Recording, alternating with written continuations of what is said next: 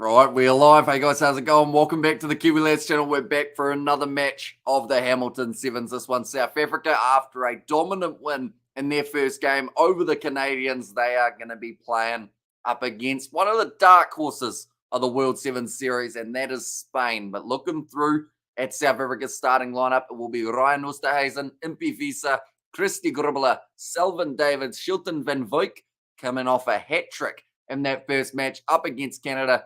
Delvin Blood and Ricardo James Duarte, one of the stars of the Sevens circuit from 2022. Looking through at Spain's starting lineup, it will be Sainz Trapaga and there Valencias, Ramiro Martinez, Arena. Also, this is a tough name. Francisco I can get, but this part, Cosculiela, something along those lines. And also we have got there Manteca as the last man in the Spanish starting lineup. But this game is going to be an important one for South Africa, building momentum into their game where they will be facing off against Argentina, who have just beaten the Canadians 29 points to 14. So they will be looking to build and try and take down the Blitzboks in that final contest as well. But this is the first of about 4 games that we've got in a nice little spell here on the Kiwi Lads channel. We've got 7 matches to go of the day that we will be covering on the channel. But number 2 ranked South Africa taking on number 12 ranked Spain. It's going to be interesting to see how this one plays out. As Spain, we've seen in the past, they can cause a huge upset when they do play well. In the Blitzboks, though, the bench depth that they've got, Savue Suez-Wapi coming off the bench alongside Zane Davis, Sean Williams, Darren Adonis, and also the new man in the side, Jaden Baron. Also has the nickname, it's to do with wind, because he's quick. Although it depends on the gust, doesn't it? If it's a slow wind, I guess he could be also considered slow. So far, he looks pretty speedy, though. From what we've seen, Ricardo James Duarte, we certainly know he's got plenty of pace. He didn't really show a lot of his potential in that first match up against the Canadians. But when he's flowing, him and Selvin Davids are a killer duo. And having Shilton van Wyk with that pace out on the wing can certainly cause problems. And box for the win. See, here's a Rugby itch. Jeez, are you staying up all night, Rugby itch, for these Sevens games, by the way? Because I know that currently where you are, she'll be getting kind of late. Or he just maybe has flatulence issues, maybe. I know that they said something that was in Afrikaans about the wind, and it sounded way cooler than just saying wind. But speedy, definitely speedy off the bench. But James, what they're kicking this one off, lining it up, slapping that one. Impie Visa not able to get that one to go backwards, though. So the early scrum will go the way of the Spanish. Already having a scrum after only 13 seconds. One of the quickest scrums we have had throughout these matches. But Spain, if they can keep themselves in the contest early, second half, they might start to slow down a bit. So the first half's probably the more dangerous 7 minutes that they can have throughout it. Now, ball getting fed in by Martinez. Fired back now. Across to the left-hand side for Spain. Nice run and no handling error. Last thing they wanted, and we're going to have another scrum. And how are you doing, Hamish, mate? Says Ethan. No, I'm doing very well. Thank you, mate. It's going to be a fun day. We've got all of the games actually taking place during daylight hours for us here in New Zealand, although it does get slightly trickier because after the last game that we covered today, I am going to be going to sleep for a few hours, then waking back up doing Quins versus Sharks in the Champions Cup. And then I will be jumping back to sleep for another 5 hours or so. And then waking up to be able to do the Sevens for day 2, which will include quarterfinals, semifinals, and also the final taking place tomorrow night at around 7:30. But James Duarte now going back across to Ryan Oosterhuizen. Impie Visa now down the wing, cuts in. But well tackled by the Spanish defense, asking for the penalty. I don't think they're going to get one there. Back across to the left. Shilton van Wyk held nicely, 22 meters out from the Spanish line. Great counter ruck from Spain, almost stolen, and it is off green. They've said there was a knock on.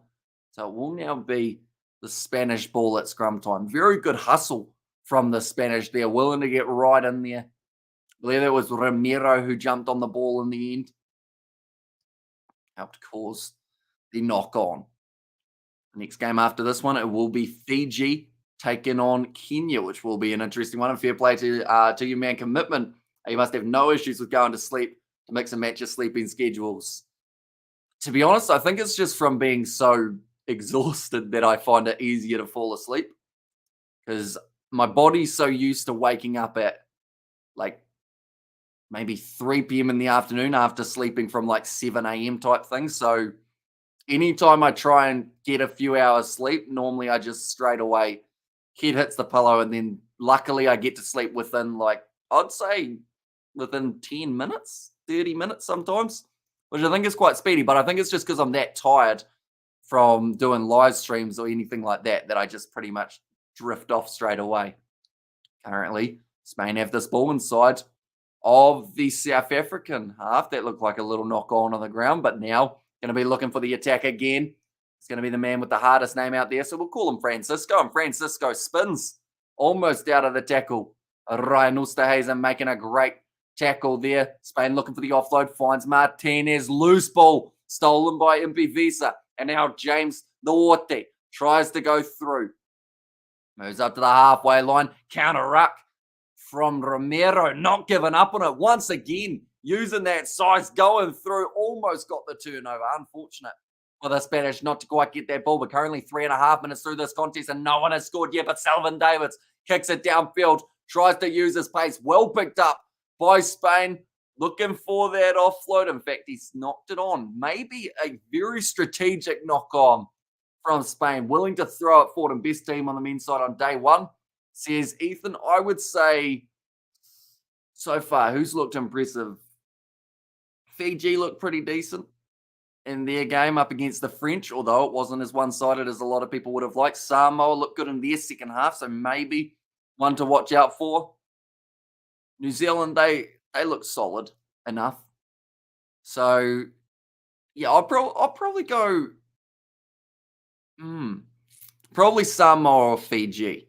Samoa's second half, I would say, was the best in terms of a best half of rugby we have seen throughout the sevens. Counter ruck from Spain again, and this time they do get the turnover and the penalty. Going to sleep after this one, but excited. Post more rugby content over the next few weeks. So I finished my term 1 assignment. So hopefully they have all gone well, mate. And yeah, Six Nations just around the corner. Going to be an exciting competition. Super Rugby firing up as well. Martinez, they're just showing him again on screen. He has been brilliant in the breakdowns, really putting the pressure on the Blitzboks. 2 minutes left in the half. Spain, at the moment, they sit 12th. Relegation zone. Currently, Japan are in that relegation zone for the men's series standings. The playoff zone, we see Spain, Canada, and Kenya all trying to work their way up. But Uruguay is probably the most impressive side in terms of new teams who have come in and delivered. The way they've been playing, very good indeed. But I believe there was a not straight throw from Spain, I believe. And Blitzboks look a bit light to me, says Ethan. Yeah, they haven't, like, their first game, they also struggled a little bit in the first half up against Canada. The second half looked better, but still missing that extra bit of fire that they'll be after. But Selvin Davids now trying to run it sideways, kicks it in behind Shilton Van Vick. It's a foot race, and he's certainly going to be winning it. Oh, no, it's Delvin Blood, in fact, and he's kicked that one into touch. Now Spain want to take that quickly. Blood's hanging on to it. He needs to be careful doing that. He almost could have ended up with a yellow card for time wasting. Not giving the ball up. Who do you think will win the sevens? It's tricky. For me, I've got 4 sides in mind, which of course is too many for just one winner. For me, it's between Fiji, Samoa, South Africa, and New Zealand. So of those 4, I'll go Fiji. Grobler, close to the line, dragged down here. A good chance for the Blitzboks now.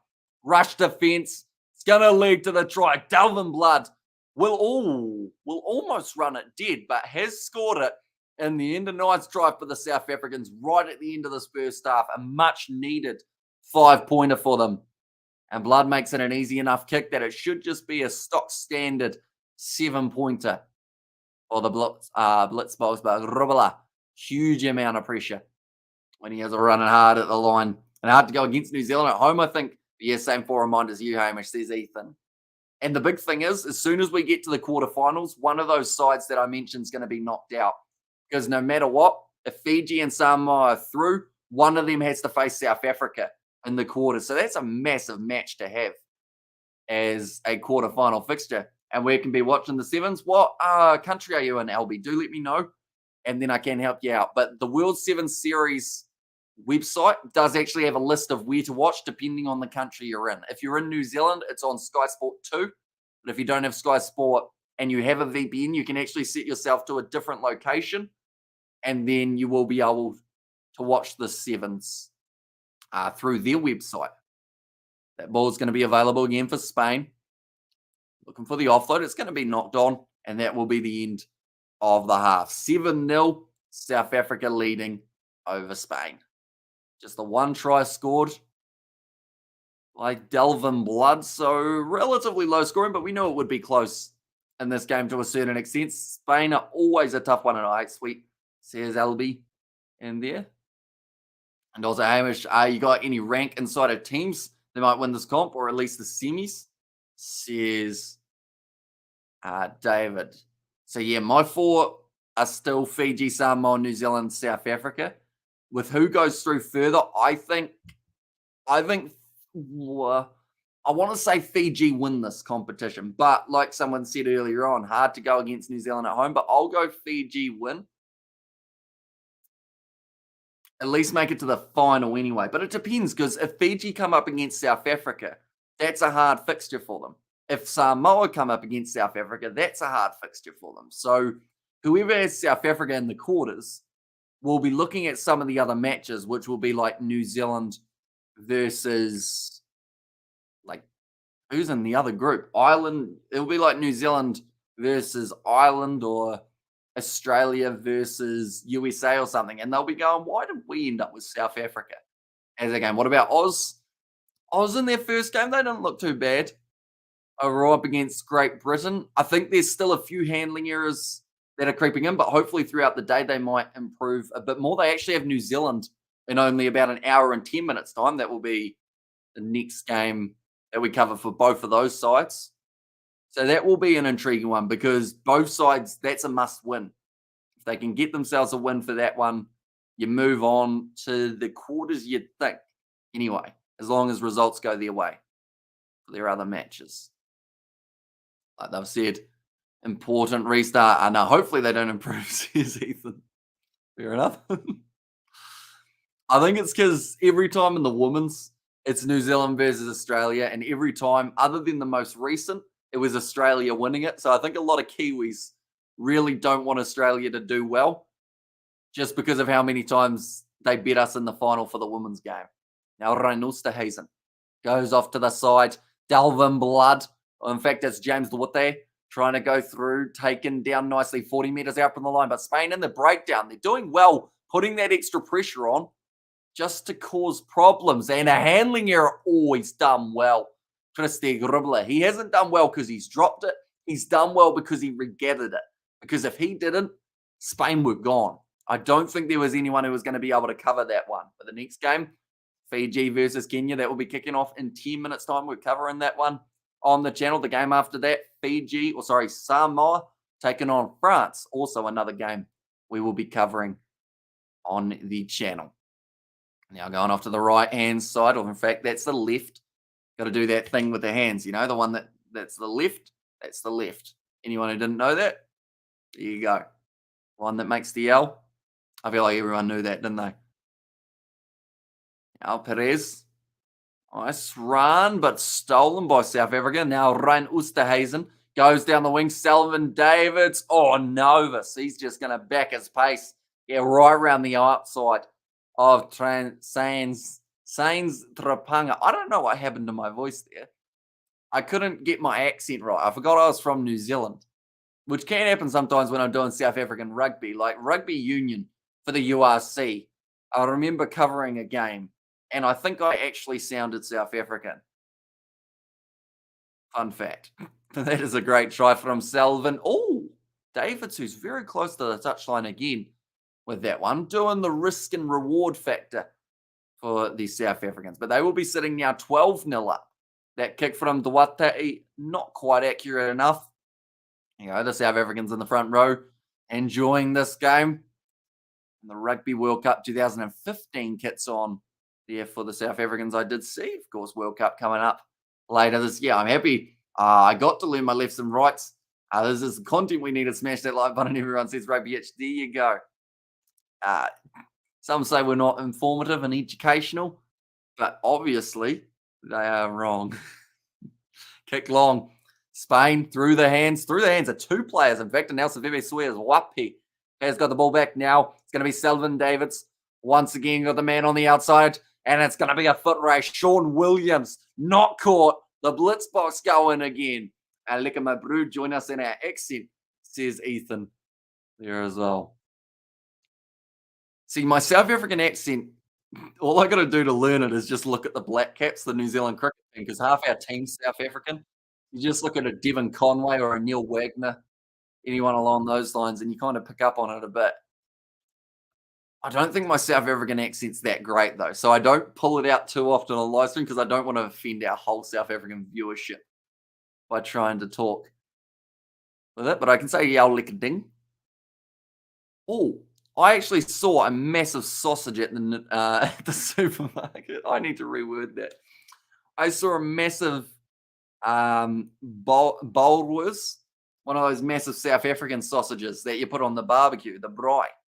I saw one of those. I didn't buy it though because I didn't know how I cook it. I guess you cook it in a massive pan, would you?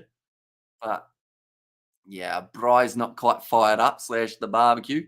South Africa really offload the ball, averaging just 1.4 per game. It's a stat that they've just shown. And Yao Lekading says he's in there as well. It's going to be kicked off short from South Africa again. Spain taking it nicely. Number 15, Siriano, coming off the bench. And back across to the right and clicks on likes. And every live peeps, this Waimati bloke, Hamish, deserves it, says Nazi Williams. Don't know about deserves it. I just talk a lot. And I mean a lot. Even when I was playing cricket, you guys saw that I was still in a chatty mood. I wish I had a mic on me when I was in the field, though, because I was talking a whole heap of random stuff. Cricket game coming up next week. For anyone curious about the season, that's going to go over the top. Nicely taken by the Spanish winger, trying to break through the tackle. Ricardo James Duarte. It just seems like Spain aren't able to get their momentum and hit through that defence of the South Africans. It's solid, not really allowing them through. Impi Visa, ball available again for Spain. Sitting on the halfway line at the moment here, going off to the left-hand side. Nice step. Twice, in fact, 3 times for the South African, the Spanish number 12. That's probably one of the best tries of the competition. Eduardo Lopez just drives. You want to do some sledging in cricket? Seem too nice of a guy. Nah, I don't sledge. I cannot sledge to save myself because the problem is I'm a firm believer of you can only sledge, 1, if you're good at it, and 2, if your team's good. If your team's not good and you're losing games, what's the point of sledging? All it's saying is, haha, look at us.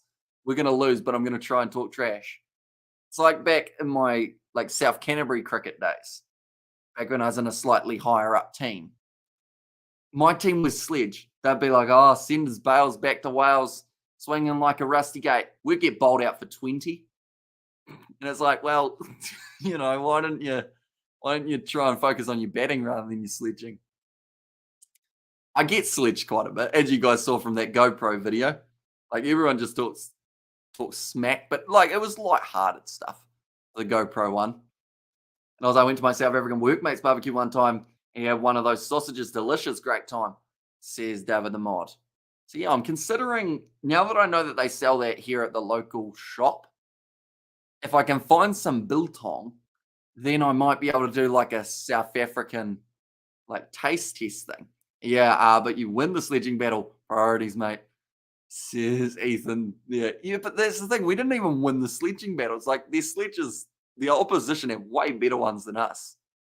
And they backed them up by actually getting the wickets. What was it? Dot ball's a good ball, but wicket ball's better. Next ball's going to be one. And then we get bowled and they'll be like, yep, cheers. It's going to be another tap for Spain here. And they're looking close, sitting 22 metres out. Currently 19 seconds left on the clock. So not a lot of time left for the Spanish, but if they can get a try right at this very moment, which they do, now it gets interesting because that means there's 7 seconds left and they're sitting on 12 points. Okay. Oh, they've blown it, unfortunately, Spain. They shouldn't have taken the kick. They instead should have said, we don't want to take this. And it would have been a chance at a draw. Oh, man, else for days, says Ethan. And yeah, it just, if you're winning, go for it. Say some trash talk. Well, not really trash talk, but yeah. See, like in my case, when they were like, oh, it's a bit boring. And I was like, well, yeah, I'm sitting 3 runs of 21 balls. It's not exactly brilliant, is it? Like a test match, you get bored with that speed. South Africa getting themselves the win, 19 points to 12. Now we are moving over to our next live stream, ladies and gentlemen, which is going to be Fiji taking on France. But I will see you all for the next one.